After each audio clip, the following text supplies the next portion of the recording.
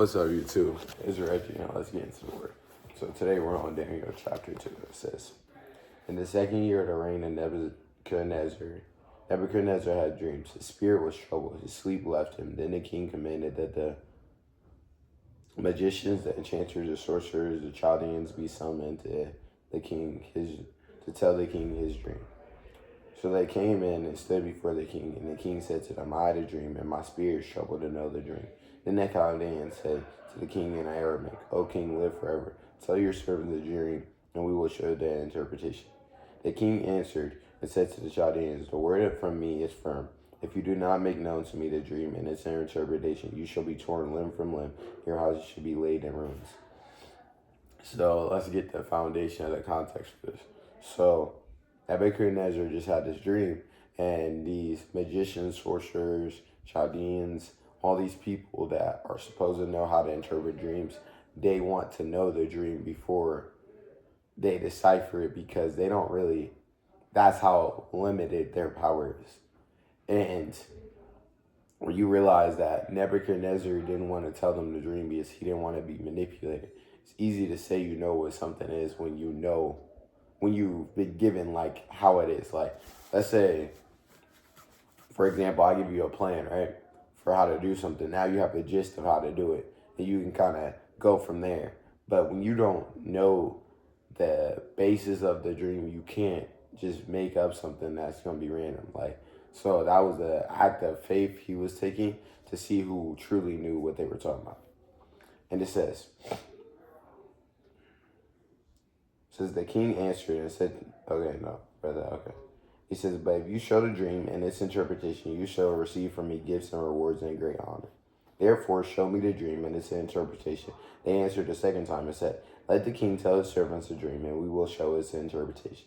The king answered and said, I know with certainty that you are trying to gain time, because you see that the word from me is firm. If you do not make the dream known to me, there is one sentence for you. You have agreed to speak lying and corrupt words before me till the times change. Therefore, tell me the dream, and I shall know that you can show me its interpretation. So he was like, I'm tired of being lied to. If you can't tell me what the dream is, you don't really have the power you say you do. Okay. When you start realizing Nebuchadnezzar started having a brain, like right here, like really making some big brain.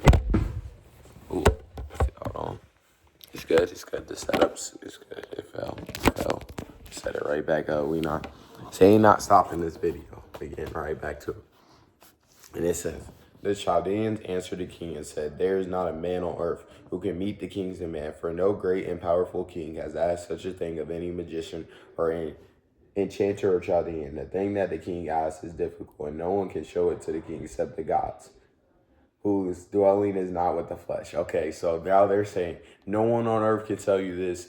Only the gods could do it. They didn't say the God. They didn't want to give God his praise. They said only the gods, these false gods. Okay, right. Then it says, because of this, the king was angry and very furious and commanded that all the wise men of Babylon be destroyed. So the decree went out, and the wise men were about to be killed. And they sought Daniel and his companions to kill them. Then Daniel replied with prudence and discretion to Arion, the captain of the king's guard, who had gone out to kill the wise men of Babylon. He declared to Arach, the king's captain, why is the decree of the king so urgent? Then Arach made the matter known to Daniel, and Daniel went in and requested the king to appoint him a time that he showed the interpretation to the king. So everybody like, oh, I don't know what to do. Daniel like, I know my God. I know that God gonna clutch up. Let me go tell him the dream, because God has given him the power to see visions. See, when you know and have your faith in God, knowing his character and his power, Ephesians 6:10 tells us, be strong in the Lord and his mighty power. And when you start walking in that faith, knowing that God can do all things, that's power in that. And this is how Daniel's moving. It says, then Daniel went to his house and made this matter known to Hananiah, Mishael, Azariah, his companions, and told them to seek mercy from God of heaven concerning this mystery, so that Daniel and his companions might not be destroyed with the rest of the wise men of Babylon. Then the mystery was revealed to Daniel in the night, in the vision of the night. Then Daniel blessed the God of heaven, and Daniel answered and said, before I read that, it just shows, before he even set up this meeting, he had faith that God will reveal it to him. He didn't say, oh, God revealed this to me, then I'm going to set up the meeting. He took that leap of faith, set up the meeting, then I'm going to pray to my God. Because God is faithful. That is the faith we need to be moving with. It says, blessed be the name of God forever and ever, to whom belong wisdom and might. He changes times and seasons. He removes kings and sets up kings. He gives wisdom to the wise and knowledge to those who have understanding. He reveals deep and hidden things. He knows what is in the darkness, and the light dwells with him. To you, O God of my fathers, I give thanks and praise. For you have given me wisdom and might, and have made it known to me what we asked of you. For you have made it known as the king's martyr. Therefore Daniel went into terror, who the king had appointed to destroy the wise men of Babylon. He went and said to him, do not destroy the wise men of Babylon, and bring me in before the king. I will show the king the interpretation. Then the herald brought in Daniel before the king in haste, and said to him, thus to him, I found among the exiles from Judah a man who will make known to the king the interpretation. The king declared to Daniel, whose name was Belshazzar, that's the name Nebuchadnezzar gave Daniel. It says, are you able to make known to me the dream that I have seen in its interpretation? Daniel answered the king and said, no wise men, no enchanters, no magicians, no astrologers can show the king the mystery that the king has asked. But there is a God in heaven who reveals mysteries, who has made known to King Nebuchadnezzar what will be in the later days. Your dream and the visions of your head as you lay in bed are these. To you, O king, as you lay in bed came thoughts of what would be after this. He who reveals mysteries was made known to you what is to be. But as for me, the mystery has been revealed to me, not because of any wisdom that I have, more than all the living, but in order that the interpretation may be known to the king, that you may know the thoughts of your mind. So this is Daniel giving the praise to God. He says, it's not by my strength, it's not by my wisdom that I have this knowledge, but God has blessed me with the ability to understand this dream so I can make it known to you. Basically showing his power through Daniel.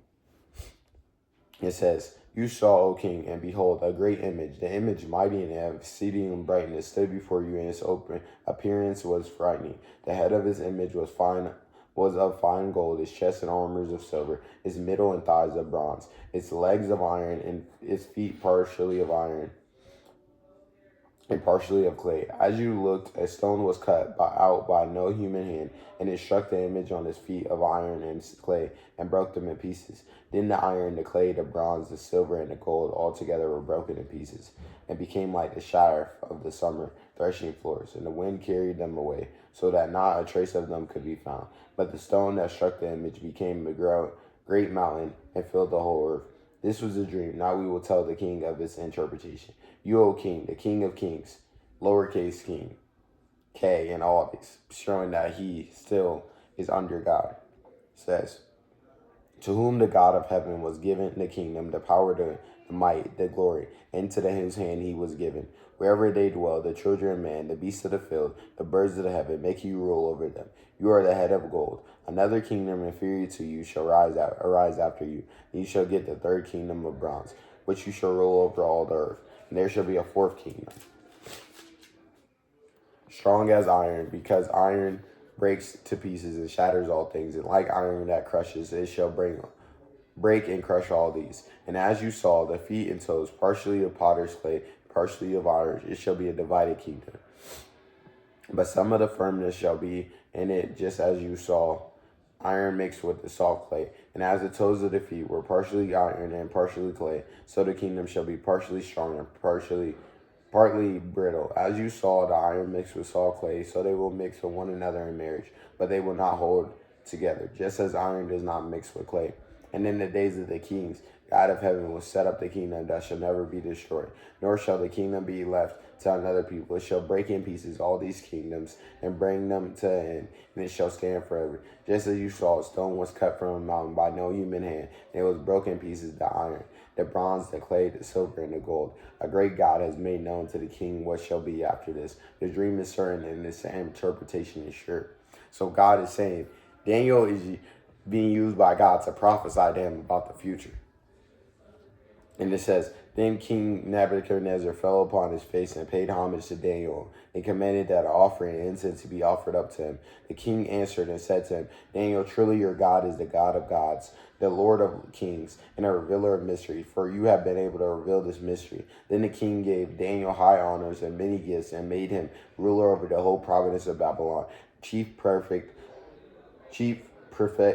over all the wise men of Babylon. Daniel made a request to the king, and he appointed Shadrach, Meshach, and Abednego over the affairs of the province of Babylon. But Daniel remained at the king's court. So once again, God is using people to make his plans known to others. And it's like, in this case, he used Daniel to reveal the future to Nebuchadnezzar, which allowed Daniel to get higher up in the system. So now he's a higher rank. And what did Daniel do? He uplifted his bros. Like already he was like, oh, can I request like for them to be up there with me? So it just shows like God will exalt those who humble themselves. What did Daniel do initially? He didn't say, oh, this is because of me that I'm here. Us all my knowledge, like I have all the answers. He was like, no, God has blessed me with the answers, and now I'll reveal to you. And then so he humbled himself and God exalted him, so he got more praise, right? And God got the praise. First, God got the praise, and then Daniel got uplifted. And then what did Daniel do? He uplifted his brothers with him. I love you, but Jesus loves you more. God bless you.